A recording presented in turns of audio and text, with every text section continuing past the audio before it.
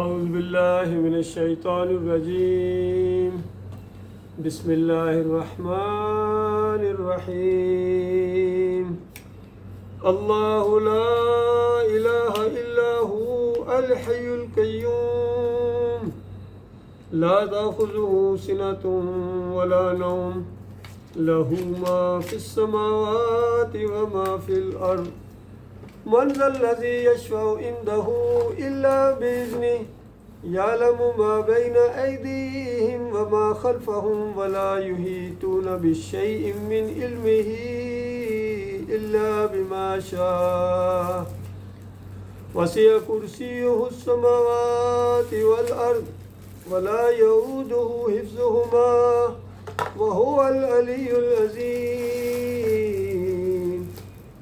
لا إكراه في الدين قد تبين الرشد من الغي ومن يكفر بالطاغوت ويؤمن بالله فقد استمسك بالعروة الوثقى لا انفصام لها والله سميع عليم الله ولي الذين آمنوا يخرجهم من الظلمات إلى النور والذين كفروا أولياؤهم الطاغوت يخرجونهم من النور إلى الظلمات أولئك أصحاب النار هم فيها خالدون۔ یہ سورہ البقرہ کی چند آیات ہیں۔ آیت الکرسی جو ساری آیات کی سردار ہے اس کا بیان ہے اس کے اندر، اور یہ سورہ بڑی طویل سورہ ہے۔ اس کے اندر بے شمار احکامات ہیں، ایمان عقیدے کی باتیں ہیں، پورا مکمل دین کا ایک گویا نقشہ اس کے اندر ہے۔ اسی وجہ سے بتایا گیا کہ جس گھر کے اندر سورہ البقرہ پڑھی جائے وہاں شیطان نہیں رہتا ہے، بھاگتا ہے۔ پھر اس کا مطلب یہ ہے کہ جو سورہ البقرہ کو مانے، اس کے مطابق اپنا ایمان عقیدہ بنائے، اس کے مطابق اپنا عمل کرے، پھر شیطان بھاگے گا۔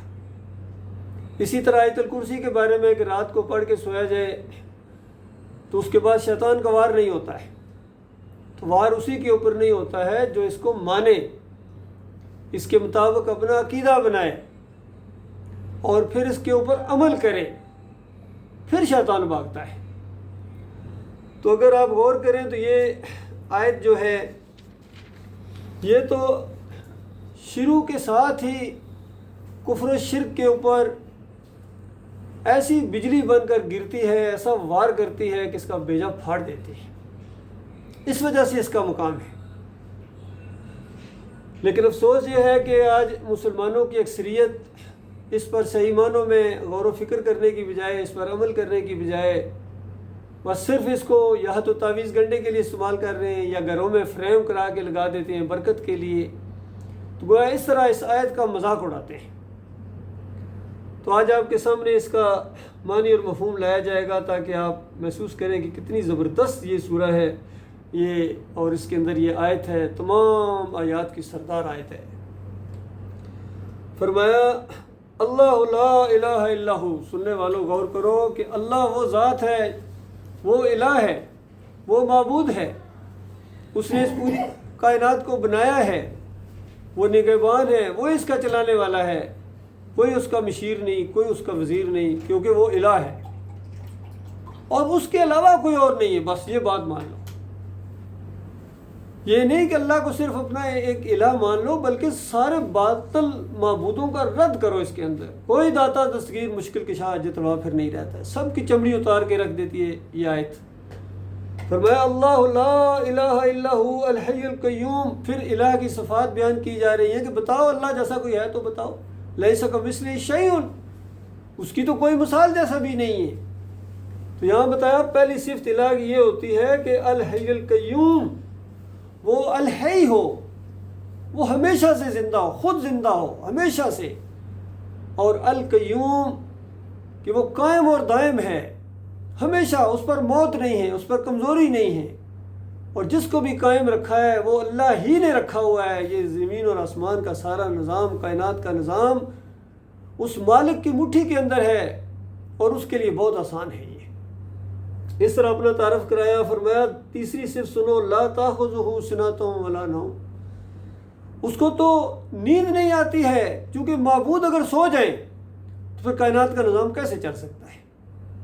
اور سونا تو درکنار، اس کو اونگ تک نہیں آتی ہے، کیونکہ دنیا میں ہم دیکھتے ہیں اگر کوئی ڈرائیور گاڑی چلا رہا ہو، ذرا سی اونگ بھی آ جائے تو گاڑی کا ایکسیڈنٹ ہو جاتا ہے۔ اور پوری کائنات کا چلانے والا نہ نیند نہ اونگ، تو بتاؤ تمہارے یہ دوسرے جن کو تم پوجتے ہو پکارتے ہو، کبھی ابراہیم علیہ السلام کو آواز دیتے ہو، کبھی لات منات حبل کو پکارتے ہو، تو بتاؤ کیا وہ ایسے تھے؟ کیا وہ اپنی موت مرے ہیں یا نہیں مرے ہیں؟ ان کو موت آئی ہے یا نہیں آئی ہے؟ کیا وہ زندگی میں سوتے تھے، اونگ آتی تھی یا نہیں آتی تھی؟ تو وہ کیسے معبود ہو سکتے ہیں تمہارے؟ کس طرح تمہارے داتا دستگیر مشکل کشا حاجت روا ہو سکتے ہیں؟ تو یہی جو شرک کی بنیاد بنتی ہے یہ چیز قبر پرستی کی، چاہے وہ پہلی مشرک قوم گزری ہو 5 اولیاء اللہ صالحین کو پوجنے والی پکارنے والی، اور چاہے یہ آخری امت ہو، یہ بھی قبر والوں کو پکارتے ہیں، ان کے نذرانے پیش کرتے ہیں، چادریں چڑھاتے ہیں، عرس اور میلے کرتے ہیں، وہاں سجدہ تعظیمی کرتے ہیں، واسطے وسیلے دیتے ہیں، سب کچھ کرتے ہیں جو ہر دور کے اندر شرک کرنے والی قومیں کرتی ہیں۔ تو ان کے لیے بھی آج یہی معاملہ ہے کہ آیت الکرسی کے اوپر غور کرو۔ یہ تمہارے جو معبود بنا لیے تم نے اور تمہارے آباء و اجداد نے، کیا ان کو نیند نہیں آتی تھی؟ کیا یہ اونگ نہیں آتی تھی؟ کیا یہ زندہ ہمیشہ رہے ہیں، اپنی موت کو ٹال سکے ہیں؟ تو بتاؤ، جب اپنی موت کو نہیں ٹال سکتے، اس سے بڑی کیا مصیبت ہوتی ہے؟ جو اپنی مشکلوں کو حل نہ کر سکیں، اپنی مصیبتوں کو دور نہ کر سکیں، ان کے بارے میں تم نے یہ عقیدے بنا لیے ہیں کہ ان کو جب ہم پکارتے ہیں، ہم پکارے یہاں آقا سنے مدینے میں، اور اس انداز سے کوئی یا علی مدد پکار رہا ہے، کوئی یا رسول مدد پکار رہا ہے، کوئی یا غوث مدد کی پکارے لگا رہا ہے، یا بری کر کھری، یا محی الدین چشتی پار لگا دے کشتی۔ تو ان سارے کفر و شرک کے اوپر یہ آیت جو ہے پوری طرح وار کرتی ہے کہ دیکھو، مانو اس بات کو کہ اللہ الہ ہے اور وہ اکیلا الہ ہے، اس کے علاوہ کوئی الہ نہیں ہے، الحی اللہ ہے، باقیوں پر موت ہے۔ آج جو یہ موت نہیں مانتے ہیں، ان کے اندر جھگڑا چل رہا ہے، اندازہ لگائیے، حیات نبی اور وفات نبی کا بھی جھگڑا ہے۔ ان کو پتہ ہی کوئی نہیں کہ وفات ہوئی بھی ہے یا کوئی نہیں ہوئی ہے، اور وفات کہنے والوں کو یہ گستاخ کہتے ہیں، حالانکہ یہ الہ کا مسئلہ ہے۔ اگر تم وفات نہیں مانتے ہو تو تم پھر معبود مانتے ہو۔ یہی نقطہ ابو بکر صدیق رضی اللہ تعالیٰ نے بیان کیا تھا، ابھی نبی علیہ السلام کی میت دفن بھی نہیں ہوئی تھی، اور اعلان کر کے کہا کہ الا من کان منکم یعبد محمد فإن محمد قد مات، کہ تم میں سے جو نبی علیہ السلام کی پوجا پاٹ کرتا تھا، عبادت کرتا تھا ان کو خوش کرنے کے لیے، تو اس کے بعد اس کا معبود آج فوت ہو گیا۔ اور ومن کان منکم یعبد اللہ حی القیوم لا یموت، دیکھیے وہی صفات لائے ہیں اللہ تعالیٰ، الحی القیوم لا یموت، وہ تو اللہ ہے، اس پر موت نہیں ہے۔ اور اگر تم کسی اور کو موت سے مبرہ سمجھتے ہو تو پھر گویا تم معبود مانتے ہو۔ تو اس انداز سے شرک کا رد کیا گیا۔ فرمایا لہو ما فی السماوات و ما فی الارض، دیکھیے ایک ایک چیز سارے شرک کی جڑیں کاٹ رہی۔ تم یہ کہتے ہیں یہ بلے شاہ کی نگری ہے، یہ داتا کی نگری ہے، فلاں کی نگری ہے، تمہارے باپ کی نگری ہے۔ مالک فرماتا ہے لہو ما فی السماوات و ما فی الارض، پوری اس کائنات کے اندر جو کچھ ہے یہ اللہ کا ہے۔ بتاؤ، جب سب کچھ اللہ کا ہے، اور دوسروں کے بارے میں فرمایا ما یملکون من قطمیر، اللہ کے علاوہ دوسروں کو جو تم کہتے ہو، یہ جو کھجور کی گٹھلی کے اوپر ہلکا سا سفید سا چھلکا ہوتا ہے، اور یہ اس کے بھی مالک نہیں ہے۔ بتا کس طرح شرک کا رد کر دیا گیا؟ کہاں گنجائش رہے گی شرک کی، کسی اور کو پکارنے کی؟ کسی اور کے پاس ہے کیا وہ دے اور داتا کہلائے؟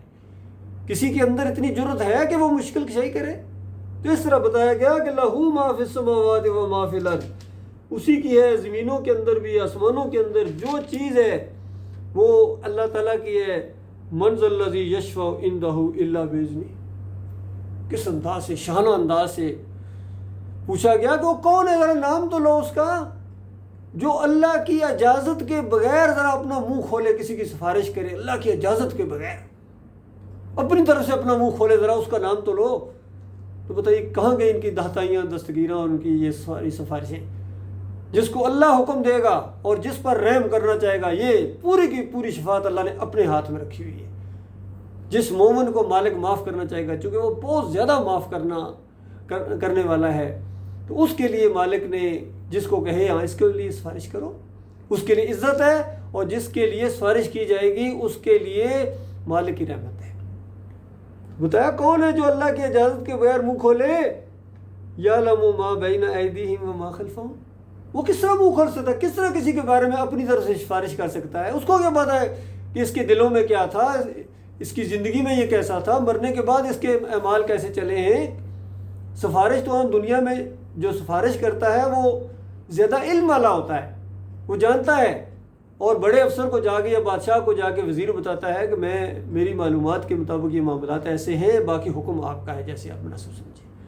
تو یہ سفارش ہوتی ہے۔ بتاؤ اللہ کو کون بتائے گا یہ ایسا تھا، یہ ایسا تھا، یہ ایسا تھا؟ کون بتائے گا؟ مالک تو سب کچھ جاننے والا ہے، ایک ایک چیز جاننے والا ہے، اور میں جو کچھ اس کے آگے اس کے پیچھے سب کچھ وہ مالک جاننے والا ہے۔ وَلَا يُحِيطُونَ بِشَيْءٍ مِّنْ عِلْمِهِ إِلَّا بِمَا شَاءَ، اور اس کے علم کے اندر کوئی چیز ذرا احاطہ اس کے علم کا نہیں کر سکتے کسی علم کا، مگر جس قدر وہ چاہے، جس طرح وہ علم کسی کو دیتا ہے وہی علم اس کے پاس ہے، اور پوری کائنات میں گویا جو علم اس نے دیا ہے وہ انتہائی معمولی دیا ہے، انتہائی معمولی۔ وَسِعَ كُرْسِيُّهُ السَّمَاوَاتِ وَالْأَرْضِ، زمین اور آسمان کے اوپر اس کی کرسی اور اس کا اقتدار چھایا ہوا ہے۔ وَلَا يَئُودُهُ حِفْظُهُمَا، اور اس سارے نظام کو چلاتے ہوئے چاہے آسمانوں کا ہو چاہے زمین کا ہو، مالک کو ذرا برابر تھکان لاحق نہیں ہوتی ہے۔ وَهُوَ الْعَلِيُّ الْعَظِيمُ، اور وہ بڑی عظیم ہستی ہے، جس طرح ہم کہتے ہیں سبحان ربی العظیم، تو یہ ساری چیزیں اگر ذہن میں رکھتے ہوئے آپ کہیں سبحان ربی العظیم رکوع کے وقت، سبحان ربی الاعلیٰ، پھر ایمان کے اندر اور نکھار پیدا ہوتا ہے کہ میرا مالک ہے جو ساری طاقتوں کا مالک ہے، قوتوں کا مالک ہے، اور ان دوسروں کے پاس کچھ بھی نہیں ہے۔ پوری طرح شعور کے ساتھ بندہ اللہ کی عبادت کرے، اس کی صفت بیان کرے، اس کی حمد بیان کرے، الحمدللہ رب العالمین، ساری کی ساری تعریفیں اللہ رب العالمین کے لیے ہیں۔ اگر دنیاوی لحاظ سے کسی کے پاس کوئی ہنر ہے، اللہ کا دیا ہوا ہے، اللہ نہ دیتا تو اس کے پاس کچھ بھی نہ ہوتا۔ اس انداز سے ساری تعریفیں اللہ کی ہیں، اور پھر بتایا کہ اس انداز سے یہ ایمان کی بات آپ کے سامنے آئی ہے، شرک کا رد آپ کے سامنے آیا ہے۔ باقی جس کا دل کرے اس بات کو مانے، اور جس کا دل نہیں مان رہا ہے، اتنی بڑی باتیں بھی اس کے سامنے آ گئی پھر بھی اس کا دل نہیں مان، کوئی بات نہیں، لا اکراہ فی الدین، دین کے اندر تو کوئی زور زبردستی نہیں ہے۔ وہ اللہ جو زور زبردستی نہیں کرتا ہے، وہ تو شعوری طور پر تمہیں یہ اپنا بندہ بننے کی دعوت دے رہا ہے۔ پورے شعور کے ساتھ اپنے مالک اور خالق کی صفات کو پہچانو، اور اس کے بعد اس کے اوپر ایمان لے آؤ۔ فرمایا دین میں کوئی زور زبردستی نہیں ہے۔ قد تبین الرشد من الغی، ہدایت کو ان گمراہیوں سے بالکل علیحدہ کر دیا گیا ہے، دور دور کی طرح بتا دیا گیا کہ یہ شرک ہے اور یہ ایمان ہے۔ ہر باطل عقیدے پر چوٹ ماری گئی ہے، اس کے مقابلے میں حق عقیدہ سامنے لایا گیا ہے۔ تمام انبیاء نے اسی طریقے سے کیا۔ نوح علیہ السلام 950 سال یہی بات کرتے رہے، یہی بات سمجھاتے رہے، یا قوم عبد اللہ ما لکم من الہ غیرہ، قوم کے لوگوں اللہ کی بندگی کرو، اور بتایا میری اطاعت کرو، میرے پیچھے چلو، میں تمہیں بتاؤں گا کس طرح اللہ کی بندگی کی جاتی ہے، اس طرح اللہ کی بندگی کرو، اور اس کے علاوہ جو تم نے بنائے ہوئے ہیں یہ بالکل اس کا رد کر دو۔ ذرا برابر بھی ان کے اندر داتائی، دستگیری، مشکل کشائی، حاجت روائی نہیں ہے، یہ سنتے ہی نہیں ہے تمہاری پکارے، مر چکے۔ یہ زندگی میں داتا، دستگیر، مشکل کشا، حاجت روا نہیں تھی، اب تم مر چکے۔ اموات غیر احیاء، یہ مردے ہیں، ان کے اندر زندگی کی رمق تک باقی نہیں ہے۔ تم ہڈیوں کو پکار رہے ہو، ڈھانچوں کو پکار رہے ہو، مٹی کی پوجا کر رہے ہو، تو یہ تمہاری جو روش ہے یہ بالکل گمراہی ہے۔ تمہارے باپ دادا اس راستے پر چلے ہیں، وہ جہنم کے آقا ایندھن بن گئے، اب اس کے بعد تمہاری باری، اپنی خیر بناؤ، اور لہٰذا توبہ کرو، معافی مانگو اپنے مالک اور خالق سے۔ یہ جو کچھ بھی تم شرک سے ان سے مانگ رہے ہو، یہ مالک سے مانگو، اپنے رب سے مانگو، وہ تمہارے لیے جو ہے وہ نہروں کا انتظام کرے گا، بارشیں برسائے گا، پیداوار نکالے گا، تمہیں اولاد سے نوازے گا، سب کچھ وہ دیتا ہے۔ جو سب کچھ دیتا ہے تم اس سے نہیں مانگتے ہو، اور اگر مانگتے بھی ہو اس سے تو کبھی واسطے وسیلے کے ساتھ مانگتے ہو، کبھی صدقے کے ساتھ مانگتے ہو، روب ڈالتے ہو، دھونس ڈالتے ہو اللہ تعالیٰ کے اوپر کسی اور نام کا، حالانکہ اللہ تعالیٰ نے کہا وَلِلَّهِ الْأَسْمَاءُ الْحُسْنَىٰ فَادْعُوهُ بِهَا، اللہ کے اچھے اچھے نام ہیں، ان ناموں کے ذریعے اللہ تعالیٰ کو پکارو، اس کی رحمت جوش میں آتی ہے۔ کوئی صفت اس کی جب بیان کرو، یا اللہ تجھے ارحم الراحمین ہونے کا واسطہ، تجھے غفور الرحیم ہونے کا واسطہ، تجھے حی القیوم ہونے کا واسطہ، لا تاخذہ سنۃ ولا نوم کا واسطہ میرے مالک، کسی لمحے مشکل مصیبت آ جائے 24 گھنٹے کے اندر 2 بجے 3 بجے رات کو، وہ ہر لمحے نہ نیند نہ ہوں، ہر زبان کا صرف جاننے والا نہیں، ہر زبان کا خالق ہے، گونگے کی زبان کو جاننے والا، دل کے وسوسے سے واقف۔ تو ایسے علیم و خبیر مالک کو چھوڑ کر ایسوں کو پکارتے ہو جو سنتے ہی نہیں ہے۔ پہلی بات تو یہ سنتے بھی نہیں، اور اگر بالفرض ان تک یہ بات پہنچا دی جائے کہ حضرت آپ کو فلاں تمہارا مرید پکارا ہے، تو اس کو وہ مدد نہیں کر سکتے، آگے ان کی بس کی بات نہیں ہے، یہ ان کی فیلڈ ہی نہیں ہے۔ پھر بھی انسان اگر اپنے مالک کو چھوڑ کر دوسروں کے پیچھے بھاگتا ہے تو یہ انتہائی نادانی ہے، اس چیز کی اس کو بڑی سخت سزا ملے گی۔ تو بتایا ہدایت اور گمراہی کو بالکل علیحدہ کر دیا گیا ہے۔ فَمَن يَكْفُرْ بِالطَّاغُوتِ وَيُؤْمِن بِاللَّهِ، اب جو کوئی ان طاغوتوں کا انکار کرے، جنہوں نے گمراہ کیا ہے، جنہوں نے اپنے مالک اور خالق سے ہٹایا ہے، جن کا پردہ فاش کر دیا گیا، ان کی کتابوں کے اندر جو کفر و شرک کے جتنے واقعات سے سامنے لائے گئے، ایمان خالص کس اول کے اندر، کس دوم کے اندر، تقریروں کے اندر، بات چیت کے اندر، ساری کتابیں ان کی، صوفیوں کی کوئی کتاب اٹھا کر دیکھو، عبد القادر جیلانی کی کتابیں ہوں، محی الدین چشتی کی ہوں، مجدد الثانی کی ہوں، شاہ ولی اللہ کے پورا خاندان ہو، فضائل اعمال ہوں زکریا صاحب کے، فیضان سنت ہوں سنیوں کے، جتنی بھی کتابیں ہیں ان کے، جتنے شرکیہ واقعات ہیں سارے سامنے لائے گئے، وحدت الوجودیوں کے، وحدت الشہودیوں کے، حلولیوں کے، کوئی کتاب ان کی ایسی دکھا دو جس کے اندر انہوں نے عقیدے کی بات کی ہو، ایمان عقیدے کی، اس میں شرک نہ ہو۔ اس طرح بالکل علیحدہ کر دیا گیا، یہ کفر و شرک ہے، ان کے پیچھے چلو گے، ان کو اپنا امام مانو گے تو اس کے بعد ان کے ساتھ ہمیشہ کی آگ میں تمہیں رہنا پڑے گا۔ اور اگر ذرا بھی دماغ کام کر رہا ہے تبھی توبہ کرو، معافی مانگو اپنے مالک اور خالق سے، اپنے اللہ کی کتاب، اپنے مالک کی کتاب کی سائڈ لو۔ اس کے لیے میں اکثر یہ مثال دیتا ہوں، جس طرح دیکھیے پہلے صفحے کے اوپر سورہ فاتحہ کتنی واضح اور کتنی سادہ صورت ہے، سب سے زیادہ پڑھی جانے والی صورت ہے، ہر رکعت کے اندر انسان اس کو پڑھتا ہے، اللہ کی حمد و ثنا پہلے بیان کرتا ہے، پھر عہد و پیمان کرتا ہے، ایاک نعبد و ایاک نستعین، اے اللہ ہم تیری عبادت کرتے ہیں، کرتے رہیں گے، تجھ سے مدد مانگتے ہیں، مانگتے رہیں گے، اور پھر اللہ تعالیٰ سے کہتے ہیں یا اللہ ہمیں نیک لوگوں کے راستے پر چلا، ان لوگوں کے راستے پر جن پر تو نے انعام کیا۔ یہ سادہ سی صورت ہے، اور اس کے بعد پورا قرآن اللہ تعالیٰ نے آپ کے سامنے رکھ دیا، اور ہر رکعت کے اندر یہ اس کو پڑھا جاتا ہے، اور اس کے بعد قرآن کی کوئی آیت اس کے بعد پڑھیں، چھوٹی سی چھوٹی صورت آپ اس کے ساتھ جب ملائیں گے تو ایسا ربط پیدا ہو جاتا ہے۔ یہ اللہ کی کتاب کا انداز ہے۔ سورہ فاتحہ کے بعد آپ سورۃ العصر پڑھیں مثال کے طور پر، آپ اللہ سے صراط مستقیم مانگ رہے ہیں، نیک لوگوں کا راستہ مانگ رہے ہیں، اور اللہ تعالیٰ نے آپ کے سامنے سورۃ العصر رکھ دی کہ اچھا کامیابی چاہتے ہو تو ایمان لاؤ، اللہ کے اوپر خالص ایمان لاؤ، عمل صالح کرو، وتواصوا بالحق کرو، صبر کے ساتھ جم جاؤ، کامیابی یقینی ہے۔ سورہ اخلاص لگا دو اس کے آگے، اللہ سے آپ نے ایمان کے ساتھ اللہ کی بندگی کا عہد و پیمان کیا ہے، نیک لوگوں کے راستے پر چلنا چاہتے ہو، گویا مالک نے جواب دیا کہ اچھا یہ معاملہ ہے، کہو اللہ اکیلا ہے، قل ہو اللہ احد، تمہیں یقینی کامیابی مل جائے گی۔ کوئی صورت اس کے ساتھ لگا دو، سورۃ الکافرون لگا دو اس کے ساتھ، ایسا معنی اور مفہوم کھل کے سامنے آئے گا۔ لیکن کاش یہ بات بیان کی جائے لوگوں کے سامنے، یہ بات بیان نہیں کی جاتی، الہ کا مسئلہ چھپایا جاتا ہے، اور الہ کا مسئلہ چھپانے کی وجہ سے دنیاوی مفادات ملتے ہیں، مال ملتا ہے، تکلیفیں آتی ہیں، پریشانیاں آتی ہیں، اس وجہ سے یہ نہیں الہ کا مسئلہ بیان کرتے ہیں، اور بیان کرنے والے کو بھی کہتے ہیں کہ یہ غلط، ہمارے بڑوں کو کچھ نہ کہو، بھائی کفر و شرک کر کے گئے ہیں، ان کی وجہ سے تمہیں آگ میں جانا پڑے گا، کیا کرو گے؟ نہیں ان کا نام نہ لینا جی، بس جی یہ آپ کا طریقہ صحیح نہیں ہے جی، بتاؤ کہاں سے طریقہ لائیں ہم؟ اللہ کی کتاب سے زیادہ تمہارا طریقہ بہترین ہے، نبی علیہ السلام سے زیادہ تم حکمت کی باتیں جانتے ہو۔ اللہ کی کتاب تو یہ بیان کرتی ہے کہ جو کوئی ان طاغوتوں کا انکار کرے وَيُؤْمِن بِاللَّهِ، پھر اللہ کے اوپر ایمان لائے، پہلے ان کا رد کرے۔ کہ محمود الحسن صاحب کہتے ہیں کہ اللہ کے بندوں کو، مقبول بندوں کو خالص واسطہ رحمت الہی سمجھ کر اگر ان کو پکارا جائے عارضی طور پر غیر مستقل جانتے ہوئے، تو یہ اللہ ہی کو پکارنا ہے۔ بتاؤ اب نبی علیہ السلام کو پکارنا، اللہ کو پکارنا کس طرح؟ یا رسول مدد ایک بندہ کہہ رہا ہے، تو کیا یہ یا اللہ مدد کہہ رہا ہے؟ یا علی مدد ایک بندہ کہہ رہا ہے، پورا دین ان کا اوپر یا علی مدد کے اوپر کھڑا ہے، کوئی یا حسین مدد، یا عباس مدد، یا فاطمہ زہرا مدد، پکاریں لگائی جا رہی ہیں۔ اللہ کی کتاب نے کتنا سختی کے ساتھ منع کیا ہے، مت پکارنا، ظالموں میں سے ہو جاؤ گے، مت پکارنا جو تمہارے نفع اور نقصان کے مالک نہیں ہیں، وہ اپنے نفع نقصان کے مالک نہیں تھے، تمہارا نفع اور نقصان کس طرح کریں گے؟ اتنی سادہ سی بات نہیں سمجھ آتی ہے۔ بہرحال سمجھانے کی سارے طریقہ اللہ کی کتاب نے بیان کر دیا ہے۔